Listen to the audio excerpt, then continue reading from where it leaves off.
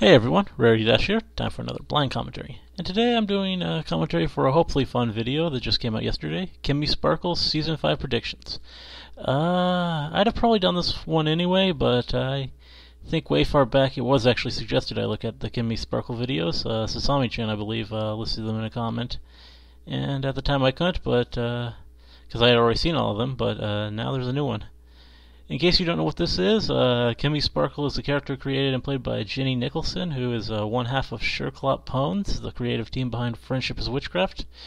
And she is this ridiculous parody of MLP analysts who is just really kind of terrible at it all. She misses episodes, she has this completely irrational and extreme hatred for Rarity, she has a bizarre grudge against one of the writers, and it's all just born from sort of ignorance. And yeah, as I've said many times before, I really adore Friendship is Witchcraft, and Kimi Sparkles is another example of some pretty funny humor from Sherclop Pones. Though I really enjoyed all the videos released during season 4 and around it. If nothing else, it's something fun to watch while waiting for more FIW to maybe eventually come out. Anyway, I'm very much looking forward to seeing Kimi's predictions for Season 5. Will there be Josh Haber and Rarity hate? I'm sure there will be. Let's get started. Okay. Hi, Kimi. I'm Kimi Sparkle, the internet's only Pegasus sister. Yeah, of course you are. And as y'all probably know, Season 5 is fast approaching. So, in preparation for the new season, I'm here to give you my top 5 Season 5 predictions. Oh, that's just beautiful. That's writing. predictions, not a wish list. It's different. This isn't just stuff I want to have happen, it's stuff I'm positive, without a doubt, we will see. Oh, this should be good. Season, and completely separate from a wish list video.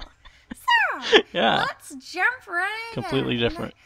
Number 5. Derpy hooves will get really Oh, okay. tall.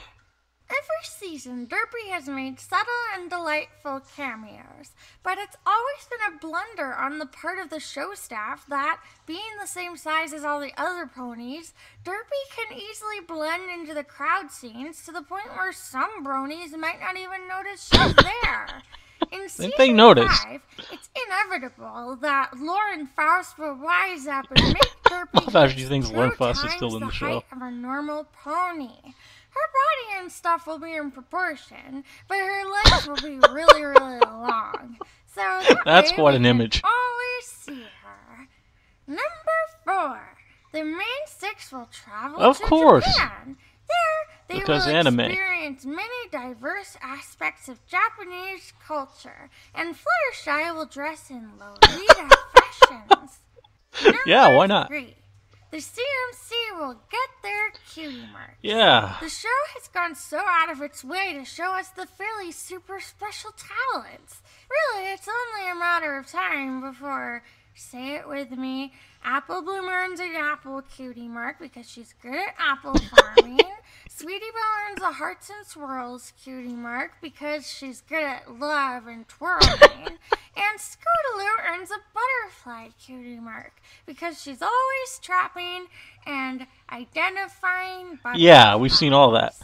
Number 2. I think those are the favorite cutie marks on some of the media merchandise. reference pony will finally get their own episode. That's right. Since Season 1, writers have been deliberately sneaking in tributes to a certain cult television series, and the fandom has exploded. Ever since the episode Best Night Ever, fans picked up on this pony.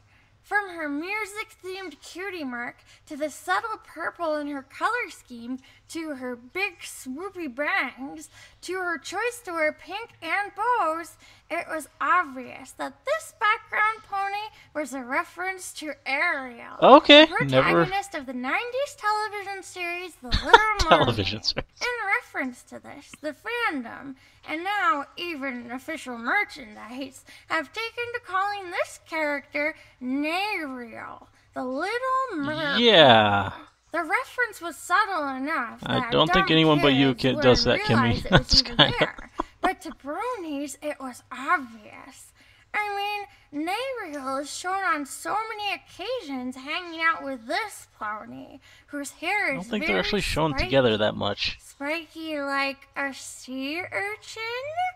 In the Halloween episode, the creators even lampshaded it by dressing Nariel up as a scarecrow, or a false human, just like Ariel becomes in the TV series movie spin-off. This proves that the creator's intent had in fact been to make this reference all along. Of course. So, in Season 5, I think that the creators will finally give Nariel her own episode.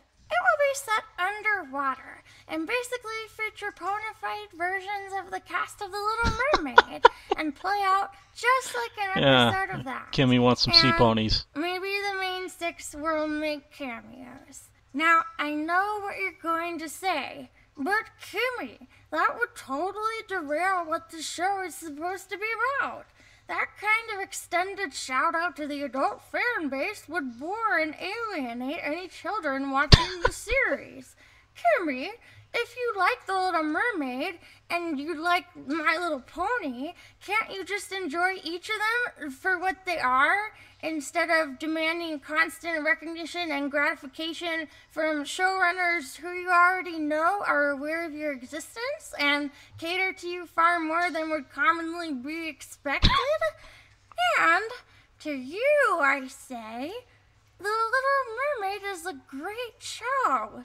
This episode will be a very fun watch, and the internet will be so happy. I am very excited for this episode. And I'm sure you are. Number 1, Kimi Sparkle will get a cease and desist. Honestly, this event has been foreshadowed for a long time. I would be highly surprised if we didn't see it come to pass during Season 5. Using a lot of that's my show list. assets, Kimmy. Do you have your own predictions for Season 5?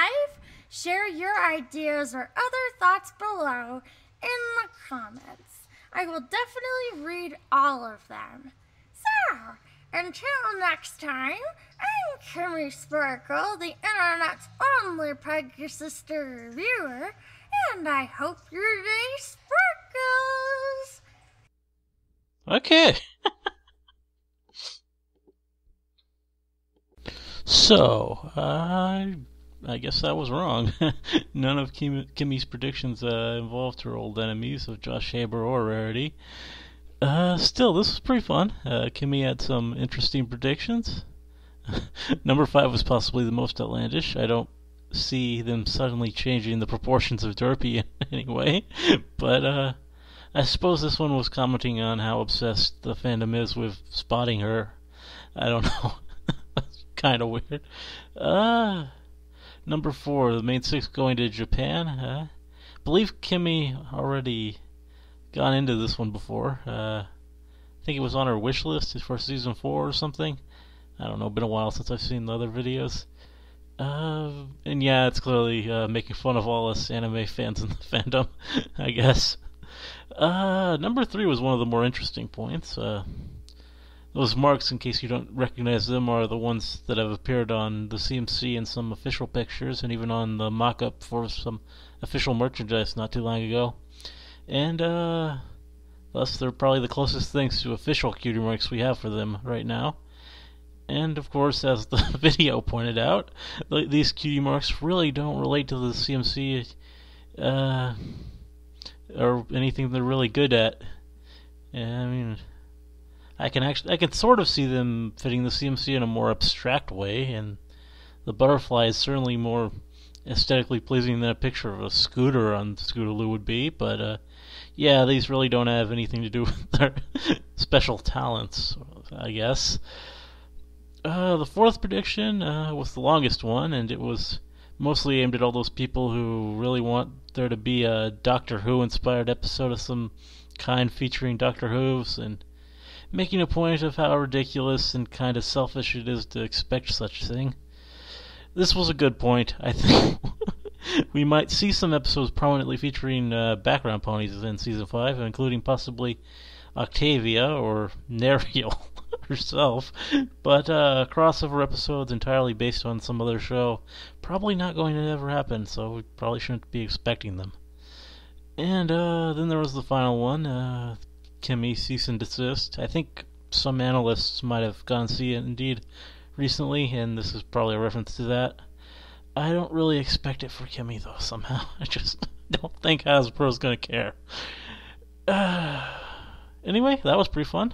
Glad to see Kimi again, and hope we get more of this as Season 5 starts.